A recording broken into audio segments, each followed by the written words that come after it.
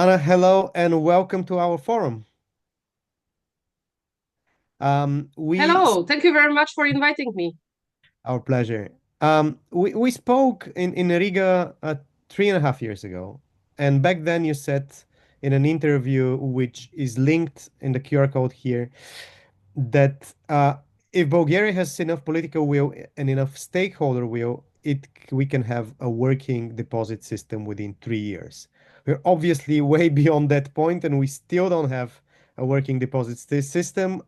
We won't mention in our conversation today the political situation or the economic situation. Let's just focus on the deposit system as a working tool. So first of all, can you explain the current state of the deposit systems in the EU context?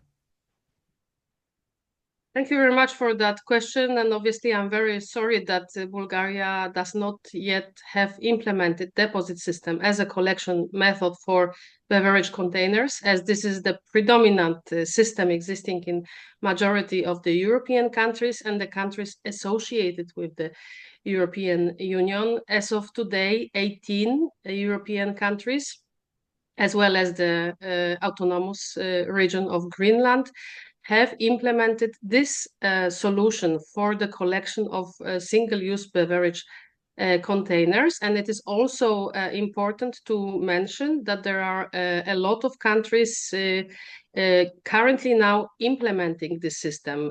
Portugal will have operational deposit system for single-use plastic bottles and aluminum cans this year. Next in line is Greece. In 2027, United Kingdom is planning to launch and start their system. And also Spain is in the implementation phase. So what we can observe is that even though the obligation imposed by the European Union legislation, Single-Use Plastic Directive and packaging waste regulation, giving time until 2029, majority of the countries and associated with the EU, and also those beyond the EU, like UK, have already made decision to implement this collection methodology for bottles and cans. What is, in your opinion, the most efficient way for a deposit system to work in terms of economic objectives? In a global situation as it is now, energy crisis, a crisis related to the access to raw materials, the most important to think about is deposit system being a tool for circularity. We would like to secure the circularity of the beverage packaging. There are hundreds of beverage packaging consumed by citizens, European citizens, in Europe, also in Bulgaria. And what we would like to secure is that the bottles become new bottles and the cans become new cans. Obviously, bottles and cans collected in a deposit system that maximizes the collection rate, because in order to secure circularity, so economy based on secondary materials, we need to collect maximum of what we have placed on market and maximum of what has become waste when we talk about the single-use containers. And this circularity, I mentioned that already 18 European countries have deposit system as a collection method, and already a couple of countries have closed the loop. Obviously, it's easier for plastic bottles because you can have the local production, reprocessing in the local market.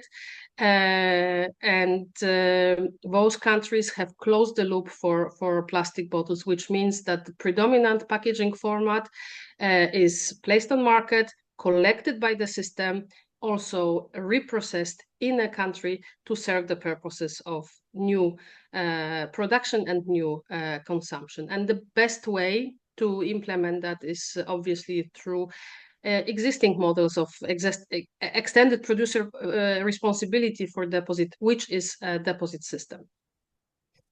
Anna, we said we don't want to go deep into the Bulgarian topic, but if we summarize the main question here of the deposit system and the main problem, why it's not working, is the question who's going to carry the cost. Without really going into details about the situation in Bulgaria, what are the best examples in the EU context? Who should carry the cost for the deposit system?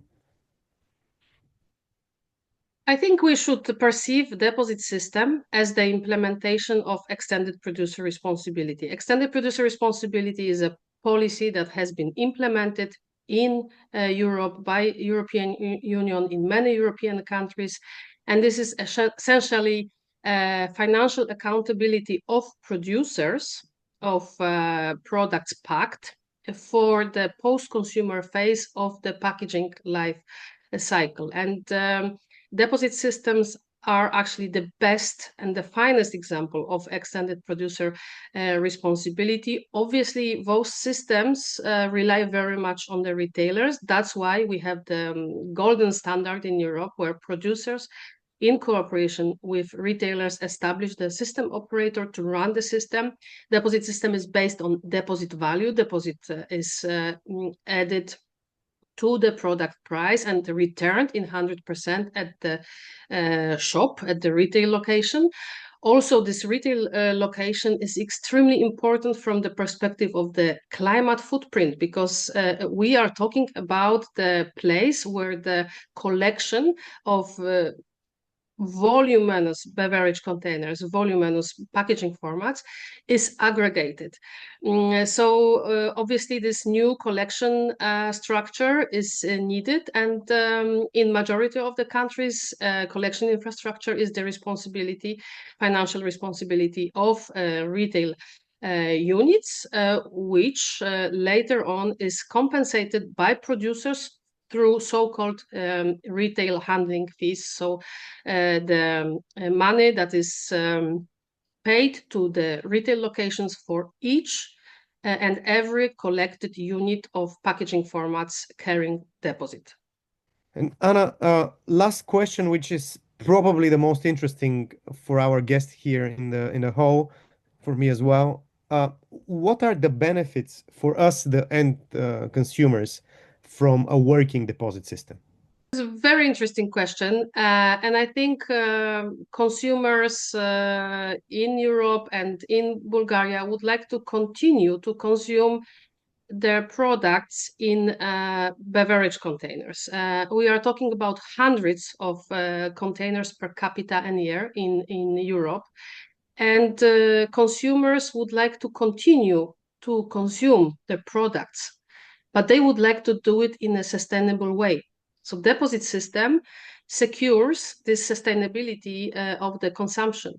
And we can clearly see that through our compilation of the public support studies made all over the world, that not only deposit systems have high support. We talk about median 81% of the population in favor of the implementation of the system.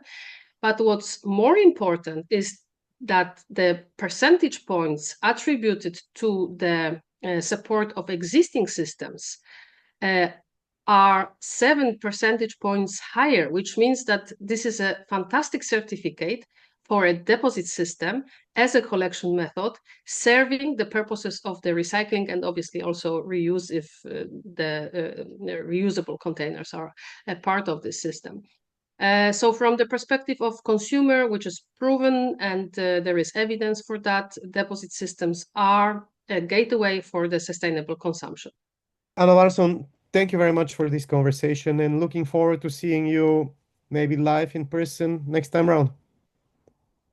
Thank you very much, and I'm looking forward to seeing deposit systems in Bulgaria.